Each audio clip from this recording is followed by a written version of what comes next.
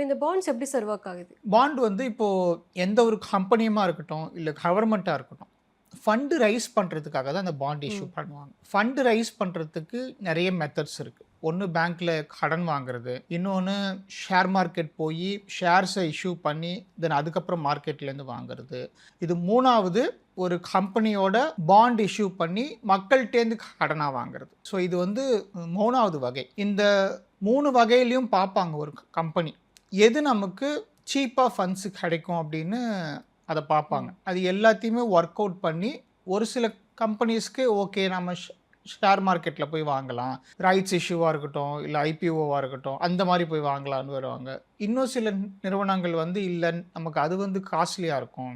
நமக்கு தேவையான ஃபண்டுக்கு நமக்கு பாண்ட் இஷ்யூவே போயிடலாம் அப்படின்னு சொல்லிட்டு பாண்ட் இஷ்யூக்கு போவாங்க. ஸோ பெரும்பாலும் இது வந்து ஃபண்டிங்க்கான ஒரு மெத்தடு தான்.